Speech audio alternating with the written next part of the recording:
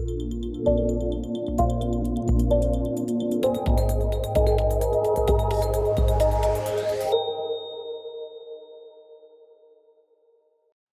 to ILTA TV. I'm Michael, here with Joshua from Everlaw. Joshua, how are you? I'm doing well. How about yourself? I'm doing great. Excited to be here at another great ILTACON, and we're super excited you're here.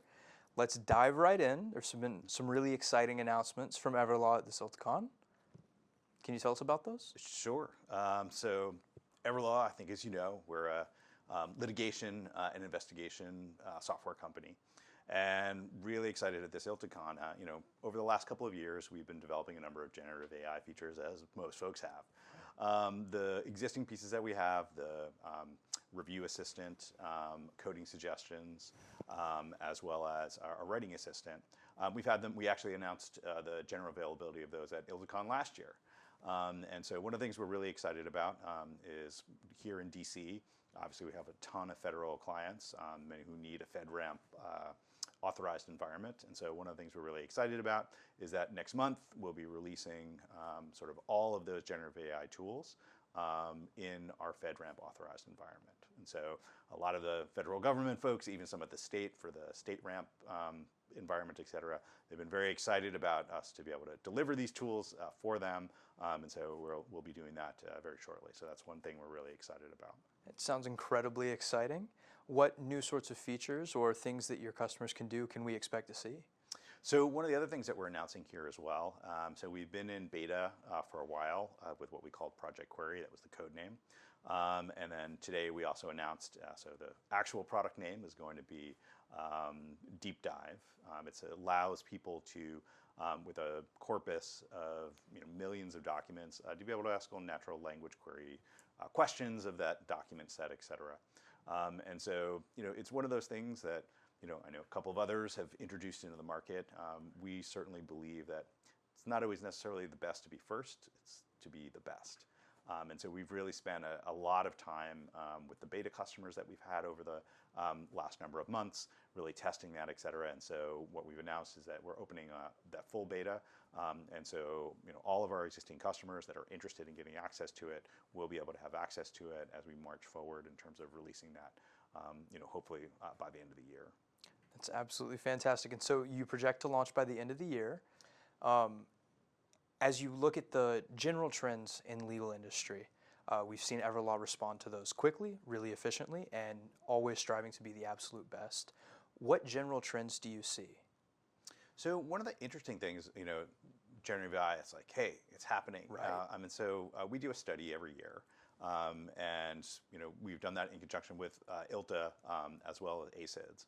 And in the last year's study, one of the things that we saw, sort of the adoption of generative AI, in the last 2 years sort of hit a level, it was basically about 30%, it was a little higher than that, people are adopting and using the technology.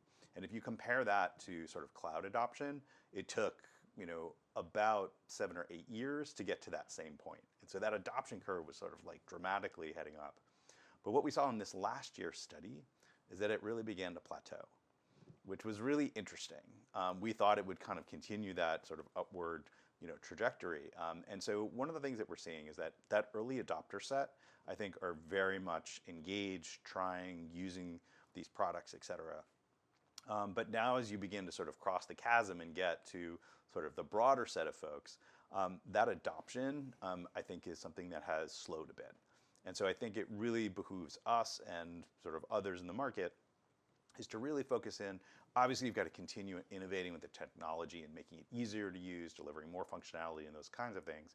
But I think a big shift is really around how do you help people to understand where this technology can fit? How can I use it in my daily workflows? Where is it that I can apply it to get the maximum benefit of it?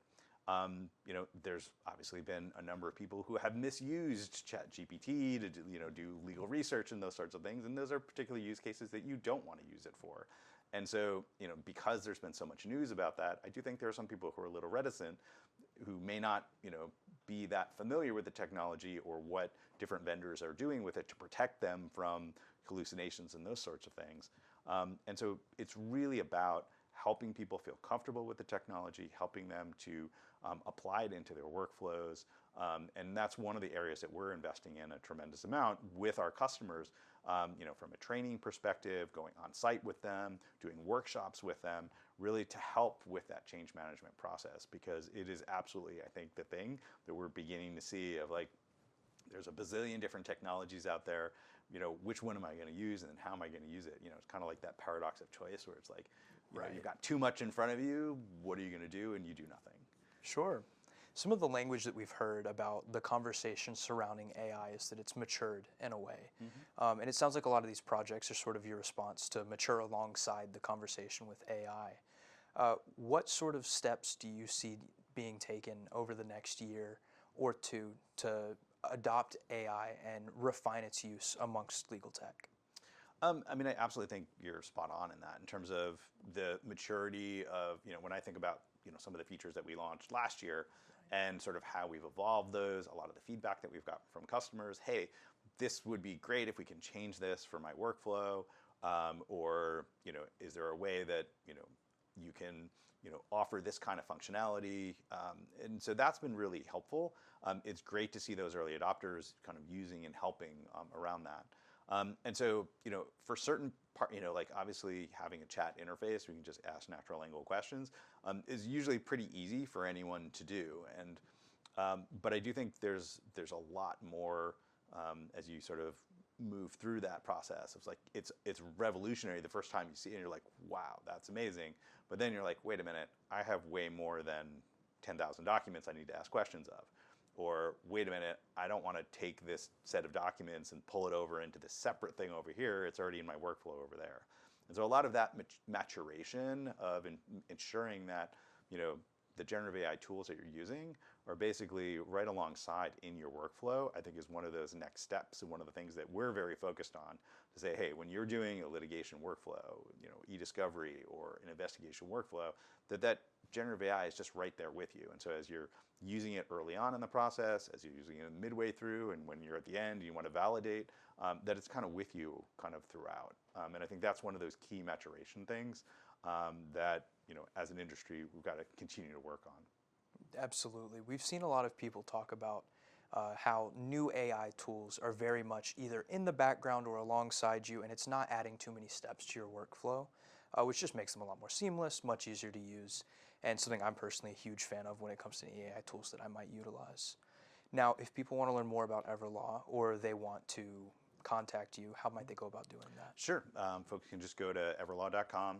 We have a wonderful AI chatbot on there that you can ask questions of, et cetera, and also request to talk to different folks. It'll route you in the right direction. It's been, that actual chatbot has actually been quite helpful. So we've seen a lot of folks interacting with it and taking advantage of it. So we're using that technology directly and sort of on our web and to engage with our prospects and customers.